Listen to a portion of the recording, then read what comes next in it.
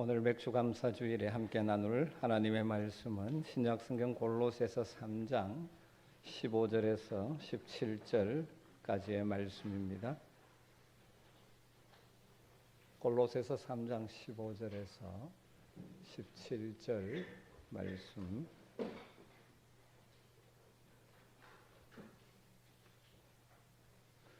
우리 다 같이 한 목소리로 말씀을 읽으시겠습니다. 그리스도의 평강이 너희 마음을 주장하게 하라. 너희는 평강을 위하여 한 몸으로 부르심을 받았나니 너희는 또한 감사하는 자가 되라. 그리스도의 말씀이 너희 속에 풍성히 가하여 모든 지혜로 피차 가르치며 권면하고 시와 찬송과 신령한 노래를 부르며 감사하는 마음으로 하나님을 찬양하고 또 무엇을 하든지 말에나 일에나 다 주 예수의 이름으로 하고 그를 힘입어 하나님 아버지께 감사하라. 아멘. 어떤 목사님이 하나님의 주소는 두 가지라고 말하는 것을 들어본 적이 있습니다. 하나는 하늘나라고 하나는 감사하는 자의 마음이라고 표현을 합니다. 이분이 하나님이 어느 곳에나 계시는 분이라는 사실을 모르는 것이 아니죠. 강조하고자 싶은 것은 무엇입니까? 감사하는 자가 그 마음에 하나님이 임재하시고 함께 하심을 경험하고 누릴 수 있다는 것을 강조한 것이죠. 여러분, 우리가 불평불만으로 가득 차 있으면 우리의 삶에 하나님이 존재하지 않는 것처럼 느낄 수밖에 없죠. 감사하는 자의 심령에 임재하시고 함께 하신 하나님을 경험하게 된다는 것입니다. 오늘 우리는 지난 반년 동안 베풀으신 은혜를 묵상하며 맥주 감사주일로 지킵니다. 바라는 것은 오늘 이 예배를 들으면서 다시 한번 우리 속에 감사가 회복되고 감사가 풍성해져서 우리의 삶의 현장에서 하나님이 나와 함께 하시며 동행하시는 것을 경험하는 복을 누리게 되기를 주의 이름으로 축원합니다. 그럼 성경을 보면 감사하지 않는 삶, 감사하지 못하는 삶은 부패한 인간의 본성, 욕심의 지배를 받는 삶이라는 것을 발견하게 됩니다. 감사하지 않는 것은 바로 타락한 인간, 부패한 본성에서 나오는 두드러진 증상이죠. 로마서 1장 21절에 하나님을 모르는 부패한 인간 본성에서 나오는 삶을 묘사하면서 이렇게 말합니다. 그들은 하나님을 영화롭게도 아니하고 감사하지도 아니한다고 말씀하죠. 그리고 부패한 본성이 판을 치는 인간의 욕심이 판을 치는 말세에 나타난 현상 중에 하나가 감사하지 아니하는 것이라고 성경은 말하고 있습니다. 여러분, 그런 의미에서 감사가 없는 삶은 부패한 인간의 본성 영향 아래, 다르면 욕심에 이끌리는 삶을 살고 있다는 것을 지금 보여주는 것이라는 것이죠. 사실 이 땅의 현실을 가만히 보면 많은 사람들이 이런 욕심, 죄악된 본성의 영향 아래 살아가기에 감사할 줄 모르고 불평, 불만하고 살아가고 있습니다. 이 시대 많은 사람들이 사탄이 퍼뜨린 불평, 불만의 바이러스에 감염되어서 고통당하고 불평, 불만의 바이러스를 전염시키며 불행한 인생을 살아가고 있는 것 같습니다. 그러다 보니 서로를 향하여 비난과 상처를 주는 목소리만 높아져가는 삭막하고 불행한 사회가 되어져 가고 있는 것 같아 안타깝습니다. 이런 시대 속에 살지만 우리 그리스도인들은 달라야 합니다. 그럼에도 불구하고 예수를 믿는다고 하면서 입에서 늘 불평과 불만이 터져 나온다면 그는 지금 성령을 따라 사는 것이 아니라 죄악된 본성인 욕심의 지배를, 육신의 소욕의 지배를 받고 있다는 증거라고 볼 수 있는 것이죠. 저는 우리 모든 아멘교회 성도들이 성령의 능력으로 우리를 침투해오는 불평불만의 바이러스의 감염으로부터 치유되는 은혜가 있기를 주의 이름으로 축원합니다. 여러분의 인생을 파괴하는 불평불만의 바이러스의 감염에서 치유되고 하나님 주시는 감사의 엔돌핀이 넘치는 인생 되시기를 주의 이름으로 축복합니다. 오늘 이 맥주감사주일 예배를 드리면서 저는 골로새서의 말씀을 나누고자 합니다. 이 말씀을 묵상하면 정상적인 그리스도인의 삶, 하나님의 백성다운 삶의 중요한 특징이 감사하는 삶이라는 사실을 깨닫게 되어집니다. 오늘 이 말씀을 따라 우리의 삶을 한번 점검해 봤으면 좋겠습니다. 성경에서 감사를 많이 한 사람들 참 많이 나오지만 저는 대표적으로 다윗과 사도 바울을 생각하게 됩니다.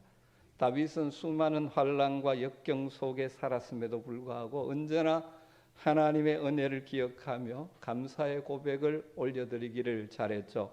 시편을 보면 수많은 다윗의 시편 가운데 그의 수많은 역경 속에 부르짖는 기도도 있었지만 하나님께서 역사해 주심으로 인한 감사의 고백들이 얼마나 많이 표현되고 있는지 모릅니다.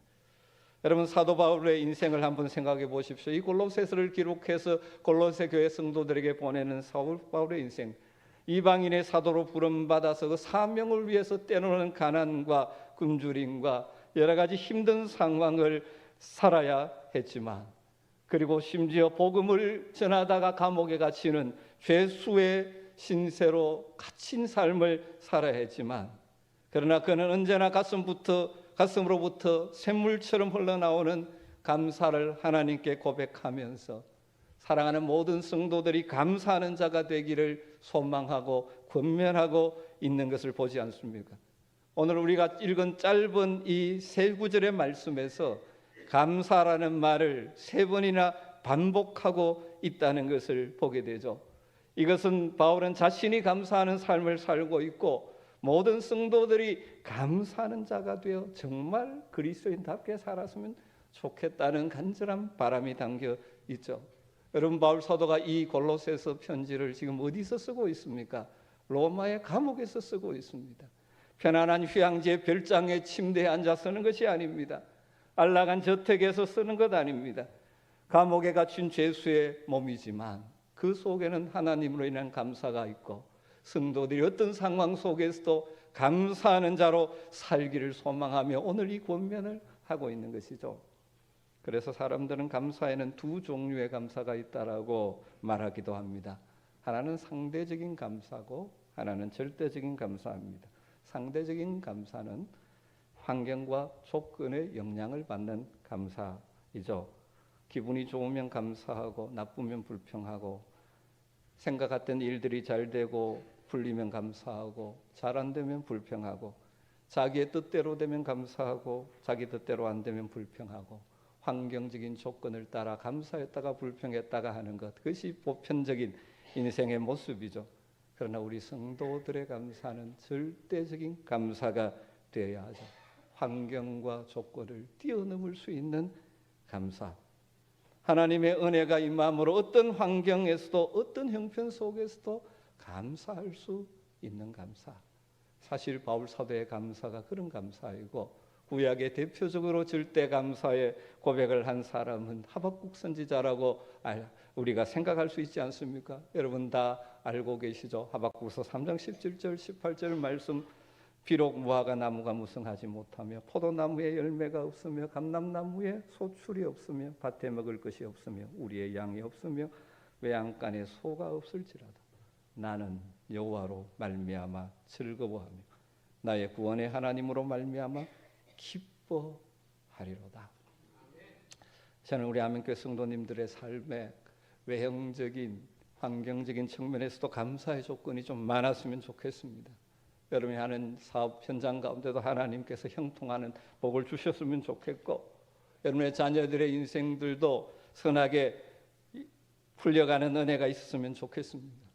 그렇지 못한다 할지라도, 그런 조건들이 지금 눈앞에 보이지 않는다 할지라도 나를 구원하시고 나를 영광스러운 하나님의 백성 삼으시고, 그리고 이 어려움을 통해서 더욱더 성숙시키고 우리의 삶에 선을 이루어 놓으실 하나님을 바라보고 신뢰함으로 우리 가슴 깊은 곳에서 흘러나오는 절대적인 감사가 있는 성도들이 되시기를 주의 이름으로 축복합니다.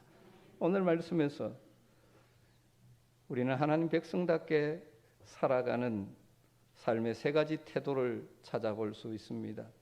골로새 3장은 하나님의 백성답게 살아가는 삶의 여러 가지 모습을 설명하는데, 그런데 오늘 이 세 가지가 다 감사하는 삶과 연결되어 있다는 사실을 우리는 발견할 수가 있습니다. 그리스도의 평강이 너희 마음을 주장하게 하라, 그렇게 말씀하시고 또 그 끝은 뭐로 마무리합니까? 감사하는 자가 되라. 그 다음에 16절에 그리스도의 말씀이 너희 속에 풍성히 거하게 하라, 그렇게 말씀하시면서 마무리는 감사하는 마음으로 하나님을 찬양하라, 그렇게 마무리하고 있죠. 그리고 17절에 또 무엇을 하든지 말에나 일에나 다 주 예수의 이름으로 하라고 말하면서 마지막 결론은 하나님 아버지께 감사하라고 끝을 맺고 있는 것입니다. 저는 이 말씀을 묵상하면서 그런 생각을 하게 되어집니다. 우리가 하나님의 은혜를 받고 구원받은 하나님의 백성으로 이 땅을 살아간다는 것은 모든 삶의 마지막 결론은 감사하는 것으로 나타나야 한다는 것입니다. 결과가 감사가 아닌 불만으로 나타난다면 그 삶은 지금 하나님 백성답지 못한 삶의 태도라는 것이죠. 여러분, 교회 열심히 봉사하십니까? 열심히 봉사했는데 마지막이 감사입니까? 혹시라도 불평입니까? 열심히 봉사해놓고 종종 안타깝게도 그 일하다가 불평, 불만으로 끝을 내는 사람들을 종종 봅니다. 그 봉사와 수고를 다 쏟아버리는 것이죠. 여러분, 열심히 찬양하십니까? 찬양대로 열심히 섬기십니까? 열심히 연습하고 시간을 내서 드립니까? 그런데 그거 타다가 결론이 불평이라면 그거는 의미가 없는 것입니다. 여러분, 무엇을 하든지 우리의 삶의 마지막 결론은 감사가 되는 은혜가 있게 되기를 주님으로 축복합니다. 그것이 정말 하는 백성다운 복된 삶이라는 것이죠. 오늘 말씀에서 생각하게 되는 감사의 삶을 사는 비결, 이것은 오늘 말씀에 나오는 세 가지 권면 명령에 순종하는 것이라고 할 수 있습니다. 우리가 정말 풍성한 감사의 삶을 살기 위해서 어떤 자세로 이 땅을 살아야 할까요? 첫 번째로 15절에는 그리스도의 평강이 우리의 마음을 주장하게 해야 한다라고 우리를 권면하고 있습니다. 15절을 보죠. 그리스도의 평강이 너희 마음을 주장하게 하라. 너희는 평강을 위하여 부르심을 받았나니 너희는 또한 감사하는 자가 되라. 그럼 우리는 모두 감사하는 자가 되어야 하는데, 그렇게 감사하며 살아갈 때 나 자신이 행복하고 하나님이 내 안에서 이루실 뜻들이 이루어지는 것이죠. 그런데 감사가 내 뜻대로 되지 않는 것이 아닙니까? 그렇지만 그리스도의 평강이 우리의 마음을 주장하면 우리는 감사하는 자가 되죠. 이걸 또 역으로 표현하면 감사하며 살 때 그리스도의 평강이 우리의 마음을 주장하게 되어집니다. 여러분, 사실 우리가 하루를 살아가는 동안 수많은 생각들이 우리 마음의 문을 통해서 들어왔다 나갔다 하지 않습니까? 좋은 생각, 나쁜 생각, 추한 생각, 정결한 생각, 불평, 불만의 생각, 염려, 근심, 걱정, 이 잡다한 생각들이 우리 마음을 막 스쳐갑니다. 그건 우리가 어찌할 수 없는 일이죠. 그러나 하나님 백성 우리들은 그런 헛된 것이나 부정적인 생각이 우리 마음의 자리를 잡도록 버려둬서는 안 되죠. 우리 마음에 뿌리를 내리게 해서는 안 됩니다. 우리의 마음에 온통 그런 부정적인 것들로 가득 차서 그것이 내 마음을 지배하고 끌어가게 버려둬서는 안 되죠. 주님이 주시는 평강이 내 마음을 다스리게 해야 한다는 것입니다. 여러분, 우리의 마음을 그리스도의 평강이 주장하지 못하게 하는 가장 강력한 적 가운데 하나는 세상 살면서 우리에게 다가오는 염려와 근심, 걱정거리죠. 우리는 염려, 근심, 걱정의 파도가 자주 몰아치는, 그래서 우리의 잔잔한 마음을 흔들어 놓기를 잘 아는 세상 속에 우리는 살아가고 있지 않습니까? 그런 세상에서 어떻게 그리스도의 평강이 우리의 마음을 주장하게 할 수가 있겠습니까? 환경을 뛰어넘어 우리 주님의 약속의 말씀을 붙들고 주님이 주시는 평강을 소망하며 살아야 합니다. 여러분, 주님의 약속의 말씀을 붙들고 주님 주시는 평강을 소망하며 사시는 여러분 되시기를 주의 이름으로 축복합니다. 우리 주님 말씀하셨습니다. 너희는 마음에 근심하지 말라고도 말씀하셨고, 평안을 너희에게 끼치노니 곧 나의 평안을 너희에게 주노라. 내가 너희에게 주는 것은 세상이 주는 것과 같지 아니하니라. 너희는 마음에 근심하지도 말고 두려워하지도 말라 하면서 우리에게 평강을 주시겠다고 말씀하고 있습니다. 여러분, 염려 근심이 몰아올 때 그 길을, 그것을 묵상하고 그것을 끌어안고 키우고 하지 마시고, 그때마다 아무것도 염려하지 말라. 내가 평안을 주겠다 약속하시는 주님의 약속을 붙들고 평안을 구하고 소망하는 여러분 되시기를 주의 이름으로 축원합니다. 우리가 너무나 잘 알고 있는 빌립보서 4장 6절 7절의 말씀도 이렇게 말씀하고 있지 않습니까? 아무것도 염려하지 말고 다만 모든 일에 기도와 간구로 너희 구할 것을 감사함으로 하나님께 아뢰라. 그리하면 모든 지각에 뛰어난 하나님의 평강이 그리스도 예수 안에서 너희 마음과 생각을 지키시리라. 할렐루야. 여러분, 이것이 여러분의 믿음의 고백이 되기를 주의 이름으로 축원합니다. 우리는 염려 걱정 없는 세상을 살아가는 것 아니죠. 염려거리가 있습니다. 그런데 어떤 사람은 그 염려거리를 묵상하다 보니까 일어나지 않을 일까지 고민하면서 마음속에 어둠과 불행으로 채워가는 어리석은 사람들이 있습니다. 우리 주님 말씀합니다. 염려거리가 있느냐? 기도로 내게 맡기라고 말씀합니다. 그러면 우리의 생각을 뛰어넘는 그 상황에서 그런 평강이 내 마음에 임할 것이라고 생각하지 못하는 하나님의 평강, 그것이 우리의 마음과 생각을 지키게 해 주실 것이라고 약속하고 있습니다. 여러분, 한번 여러분의 마음을 한번 점검해 보십시오. 지금 여러분의 마음을 무엇이 주장하고 있습니까? 주님의 평강입니까? 염려, 근심, 걱정입니까? 그리스도의 평강이 여러분의 마음을 주장하게 되기를 주의 이름으로 축복합니다. 그런 자들이 감사하며 살아갈 수가 있습니다. 환경을 뛰어넘는 감사를 올려드리죠. 염려, 걱심이 내 마음을 주장해버리면 내 마음에는 원망과 불평이 차지할 수밖에 없죠.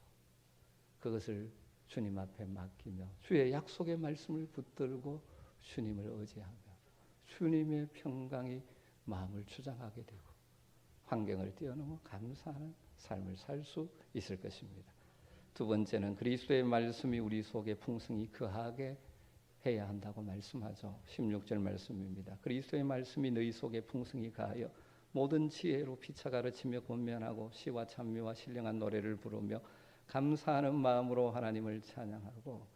여러분, 그리스도의 말씀이 우리 속에 풍성하게 거하게 되면 그 하늘의 지혜로 모든 것을 창조하시고 주관하시는 그 하나님이 주시는 지혜로 세상을 분별하며 살아갈 수가 있습니다. 그래서 그 지혜로 서로 가르치고 권면하며 함께 세상을, 이 믿음의 공동체를 이루라고 말씀하죠.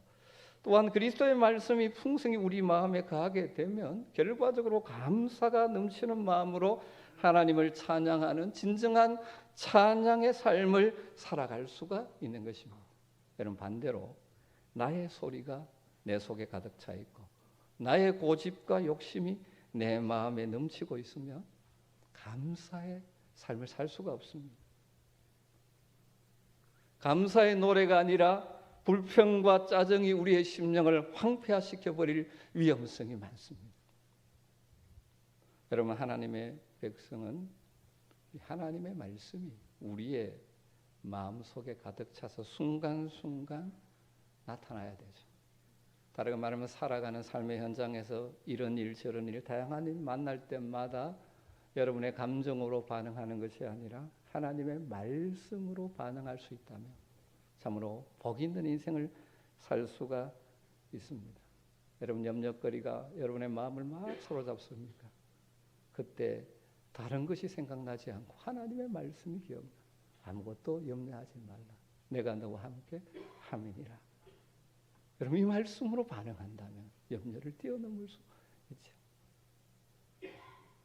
누가 여러분을 자극해서 분노가 막 치밀어 오를 때 그 분노를 폭발해버리면 관계가 깨어지고 불행해지죠. 그때 사람이 성내는 것이 하나님의 의를 이루지 못하느니라.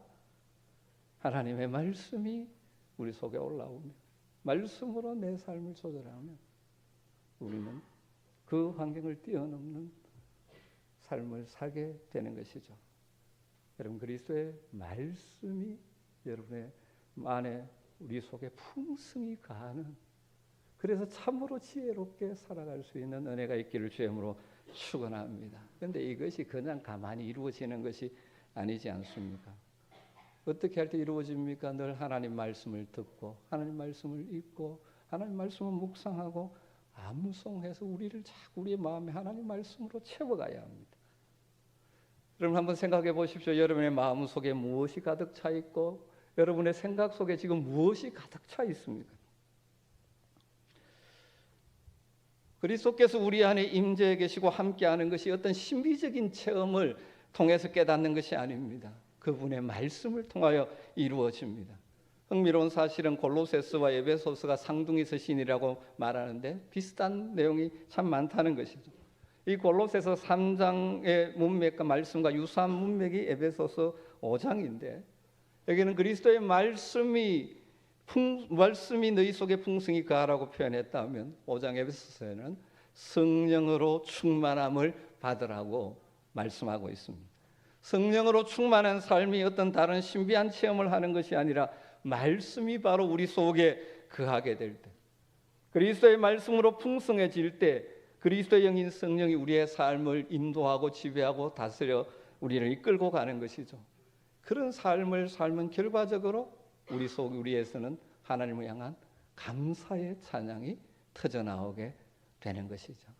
그러지 않고 욕심으로 가득 차 있거나 세상에 무엇인가 다른 것으로 채워져 있으면 우리의 입술에는 감사의 찬양은 사라지게 될 것입니다. 여러분 진정으로 감사하는 복 있는 인생을 살기를 원하십니까? 그리스도의 말씀으로 여러분 채워가십시오.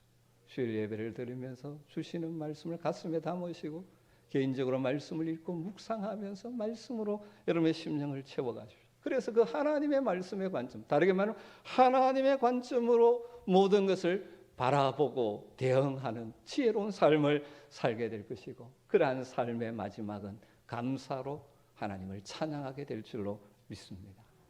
세 번째로 모든 일을 주님의 이름으로 해야 합니다. 17절 말씀이죠. 또 무엇을 하든지 말해라 이래나 다 주 예수의 이름으로 하고 그를 힘입어 하나님 아버지께 감사하라.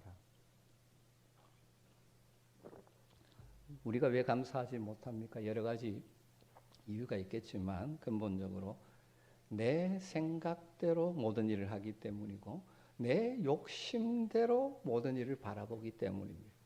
내 생각에는 이렇게 하면 이렇게 되어야 하는데 실제로 그렇게 되지 않으니까, 그렇지 못한 현실을 만나니까 불평하고 원망하죠. 내 욕심대로는 이렇게 돼야 되는데 그렇게 되지 않으니까 짜증이 나는 것이죠. 여러분 다 이 세상을 살아가면서 경험하겠지만 여러분 생각대로, 여러분 욕심대로 일이 돌아가지 않습니다. 내 생각, 내 욕심 관점으로 모든 일을 하면 불평, 불만하며 불행한 인생을 살 수밖에 없어요. 여러분 그러나 모든 일을 하나님의 관점에서 바라보고 말하고 행동해 보십시오. 우리는 감사할 수가 있습니다. 여러분 우리 그리스도인들은 직장에서 일할 때도 내가 이렇게 일하고 땀 흘리는 것을 하나님께 바친다라고 생각하고 일해야 됩니다. 모든 일을 주의 이름으로 하는 거죠. 반대로 사람들을 고용해서 여러분 사업을 경영해 가는 분이 있다면 그 일을 하면서도 하나님이 맡기신 일을 관리한다는 자세로 임해야 되겠죠. 여러분 이웃과 대화할 때도 그냥 하는 것이 아니라 하나님이 나와 함께 하신다는, 현장에 함께 하신다는 생각으로 대화하며 해보십시오. 여러분 잠을 자거나 휴식을 취할 때도 마찬가지입니다. 하나님이 이 과정을 통해서 새 힘을 회복시켜 주신다는 믿음을 가지고 자고 쉬는 것이죠. 우리 그리스도인이 약한 자나 가난한 자를 도우면서도 단순히 그 사람을 돕는 것이 아니라 하나님을 숨긴다는 생각으로 하는 것이죠. 학생들이 공부하는 것도 마찬가지입니다. 공부해서 내 꿈을 이루겠다, 좋은 대학 가겠다, 단순히 그 차원이 아니라 나를 지으시고 나를 통하여 일하시는 하나님을 더 잘 숨기기 위해서 나는 이 주어진 내 현재 주어진 공부의 과정에 최선을 다하겠다 하는 자세로 하는 것이 모든 일을 주 예수의 이름으로 하는 것입니다.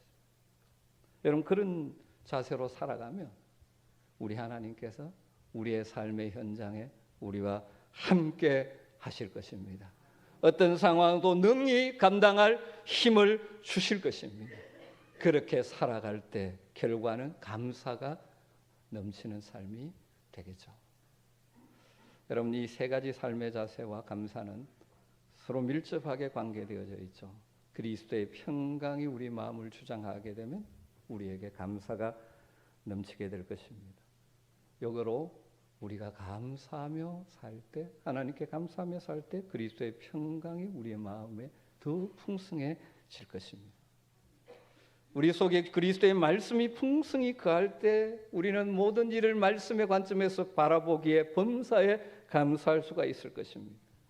동시에 말씀을 감사함으로 받을 때 그 말씀이 우리 속에 풍성히 거해서 참으로 지혜로운 선택과 판단을 하는 인생을 살게 될 것입니다. 모든 일을 주님의 이름으로 행할 때 주님이 나와 동행해 주시며 나를 도우시는 것을 경험하며 살기에 감사하게 될 것입니다.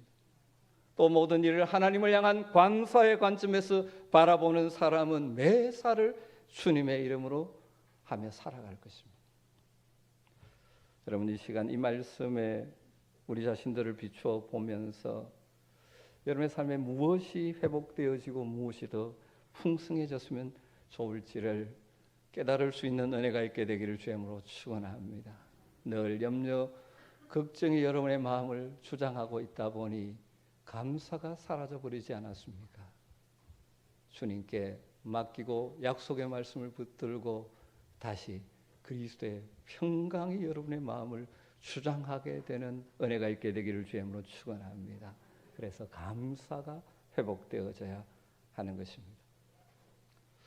독일의 본헤프 목사님은 이런 말을 남겼습니다. 인생은 고마움과 감사를 통해서 더욱 부해진다.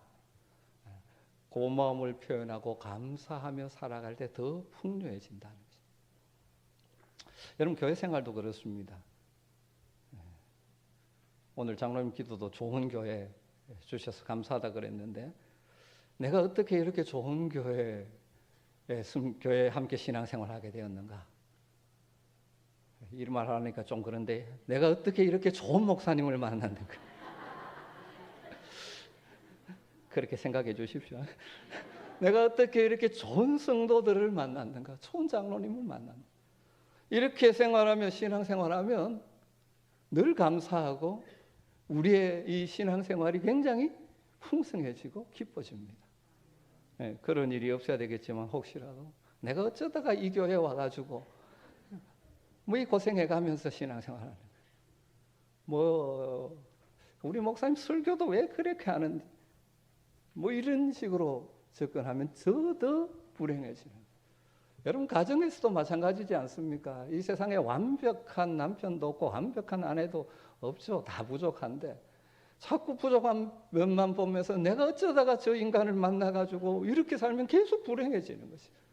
부족함이 있지만 긍정적인 하나님 주신 것을 보면서 저런 성품의 사람을 내가 만나서 살아갈 수 있으니 얼마나 감사하나 하면 점점 더 풍요로워지는 것입니다.